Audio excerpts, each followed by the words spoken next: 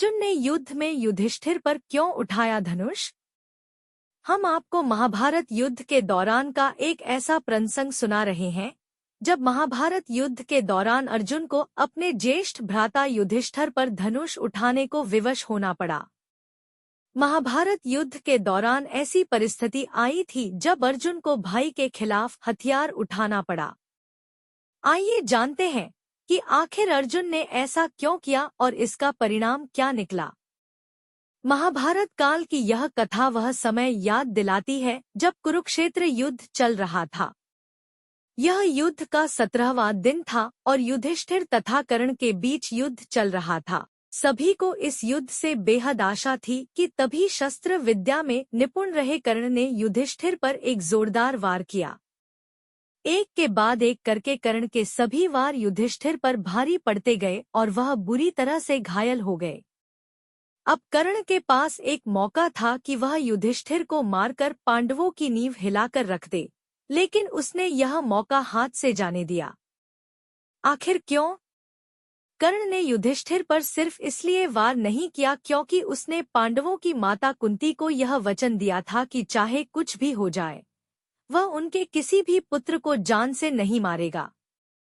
और यही कारण था कि ना चाहते हुए भी कर्ण ने युधिष्ठिर को जीवित ही छोड़ दिया। जब अनुज नकुल तथा सहदेव ने अपने ज्येष्ठ भ्राता युधिष्ठिर की यह हालत देखी तो शीघ्र ही उन्हें तंबू में ले गए, जहां उनकी मरहम पट्टी के सभी इंतजाम किए गए। जब तीनों भाई तंबू में थे तो बाकी दो भाई अर्जुन तथा भीम अभी भी युद्ध में शत्रुओं की सेना से संघर्ष कर रहे थे। अचानक ही अर्जुन को राजकुमार युधिष्ठिर की अनुपस्थिति का एहसास हुआ और उन्होंने भीम से इस बारे में पूछताछ की। तब भीम ने बताया कि किस तरह से कर्ण तथा युधिष्ठिर के बीच हुए युद्ध में भ्राता युधिष्ठिर घायल हो गए, जिसके बाद उन्हें विश्राम करने के लिए ले जाया गया है। तभी भीम ने अर्जुन से कहा कि वह शत्रुओं को अकेले ही संभाल लेंगे और अर्जुन से आग्रह किया कि वे भ्राता युधिष्ठिर के पास जाएं और उनके स्वास्थ्य का ब्यौरा लें। आज्ञानुसार राजकुमार अर्जुन उस तंबू की ओर चल दिए जहां युधिष्ठिर घायल अवस्था में पीड़ा से जूझ रहे थे। तंबू में लेटे हुए युधिष्ठिर ने अचानक ही अपने अनुज को अपनी ओर आते हुए देखा। अर्जुन को देख उनकी खुशी का ठिकाना न रहा। वह समझ गए कि हो ना हो अर्जुन युद्ध में कर्ण पर विजय प्राप्त कर उनके पास खुशखबरी लेकर आ रहे हैं। वह अंदर ही अंदर बेहद गर्व महसूस कर रहे थे कि उनकी इस हालत के लिए जिम्मेदार व्यक्ति को उनके अनुज ने दंड दे दिया है और अवश्य ही अर्जुन ने कर्ण को मार दिया होगा। लेकिन युधिष्ठिर सत्य से अनजान थे। तंबू में प्रवेश करते ही अर्जुन ने ज्येष्ठ भ्राता को प्रणाम किया और उनसे उनके स्वास्थ्य के बारे में पूछा। लेकिन इससे ज्यादा तो युधिष्ठिर इस बात को सुनने के लिए ज्यादा उत्तेजित हो रहे थे कि अर्जुन ने कर्ण को मारा या नहीं। लेकिन तभी राजकुमार अर्जुन द्वारा वहां आने का असली कारण व्यक्त किया गया। उन्होंने बताया कि कैसे भीम ने युधिष्ठिर के घायल होने की खबर सुनाई, जिसके बाद वह दौड़े दौड़े उनकी स्थिति का ब्यौरा लेने आ गए। अर्जुन के मुख से सच्चाई सुनते ही युधिष्ठिर अपना आपा खो बैठे। वह सच उनकी भावनाओं को ठेस पहुंचा रहा था। उन्हें ऐसा महसूस हुआ मानो कोई उनके सम्मान को तीर के समान चीरता हुआ जा रहा हो। वे बेहद क्रोधित हो उठे और बोले, तुम यहाँ केवल मेरे घावों के बारे में पूछने आए हो या फिर उन्हें और कुरेदने आए हो? तुम किस प्रकार के अनुज हो जो अब तक अपने ज्येष्ठ भ्राता के अपमान का बदला नहीं ले सके?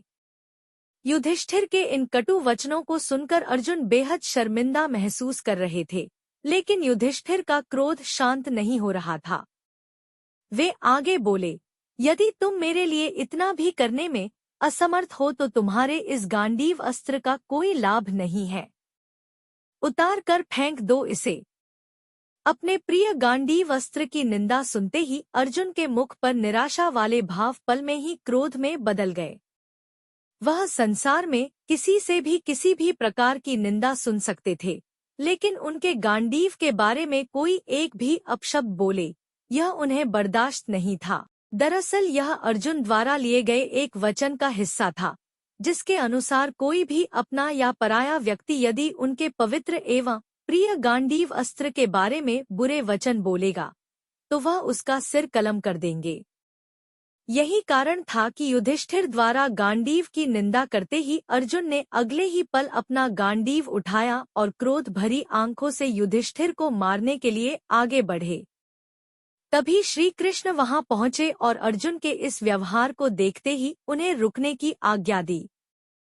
श्री कृष्ण राजकुमार अर्जुन का यह रूप देखकर बेहद अचंभित हुए। वे समझ नहीं पा रहे थे कि आखिरकार ऐसी क्या बात हुई जो अर्जुन अपने ही प्रिय भाई युधिष्ठिर के प्राण लेने को तैयार हो गए। तत्पश्चात अर्जुन ने उन्हें घटना का सार बताया और फिर श्री कृष्ण को समझ आया कि आखिर बात क्या थी। उस समय भगवान कृष्ण ने अर्जुन को समझाया और बोले, हे अर्जुन, मैं तुम्हारे अपने गांडीव के संदर्भ में लिए गए वचन का सम्मान करता हूँ। वचनानुसार तुम्हें अपने ही ज्येष्ठ भ्राता को मार देने का पूरा हक है, परंतु धार्मिक संदर्भों में यह पाप है। लेकिन दूसरी ओर अर्जुन भी अपने वचन से मजबूर थे। उनकी मंशा को और गहराई से समझते हुए श्री कृष्ण बोले, अर्जुन, यदि तुम्हें अपने वचन को पूरा करना है तो इसका एक अन्य साधन भी है। माना जाता है कि अपने से बड़ों का अनादर करना उन्हें मृत्यु दंड देने के समान होता है। यदि अभी तुम अपने ज्येष्ठ भ्राता का अपमान करो तो तुम्हारा वचन पूरा हो जाएगा। श्री कृष्ण की आज्ञानुसार अर्जुन ने अगले ही पल युधिष्ठिर का तिरस्कार किया। अपने द्वारा किए गए इस अनादर को अर्जुन सहन न कर सके और इस बार अपने ही प्राण लेने के लिए उन्होंने अपनी तलवार उठा ली। लेकिन भगवान कृष्ण ने उन्हें ऐसा करने नहीं दिया। उन्होंने अर्जुन को बताया कि कैसे खुद के प्राणों का अंत करना यानी कि आत्महनन करना शास्त्रों में अधर्म माना जाता है और पांडवों द्वारा अधर्म के मार्ग पर चलना एक बहुत बड़ा पाप एवं अन्याय साबित होगा। इसीलिए उसे धर्म का मार्ग चुनना चाहिए।